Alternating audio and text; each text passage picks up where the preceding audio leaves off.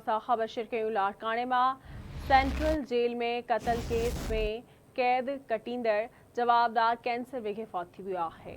Breaking news असां share कंदासीं। उम्र कैद की सज़ा काटींदड़ जवाबदार मोहम्मद हाशिम बंगलानी कैंसर में मुब्तला हो। कैदीअ खे चाणका अस्पताल मुंतकिल किया वियो, जिते हुन दम ॾिनो। सेंट्रल जेल लाड़काणे में क़त्ल केस में कैद काटींदड़ जवाबदार कैंसर विघे फौत थी वियो आहे।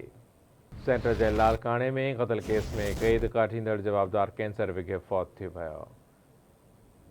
उम्र कैद की सज़ा काटींदड़ जवाबदार हाशिम बंगलानी कैंसर में मुब्तला हो। कैदीअ खे चाणका अस्पताल मुंतकिल किया वियो, जिते हुन दम ॾिनो। तफ़सील मालूम कंदासीं रशीद समो खां। रशीद, अपडेट कजो, कहिड़ा तफ़सील आहिनि? जी बिल्कुल, लाड़काणो सेंट्रल जेल में कत्ल केस में उमिर जी जेके भोगींदड़ जेल में मरीज़ आहे उहो फौत थी वियो आहे।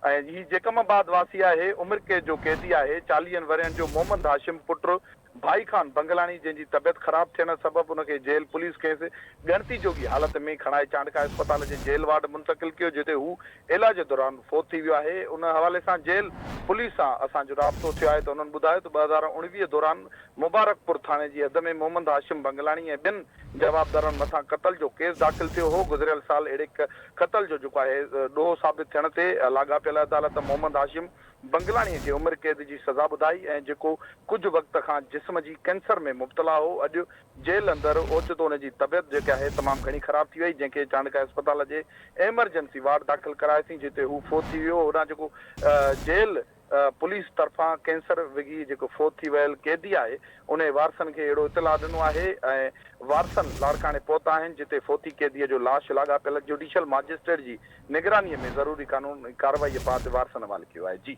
ठीक है, वरी मेहरबानी रशीद इन हवाले सां अपडेट करण जे लाइ।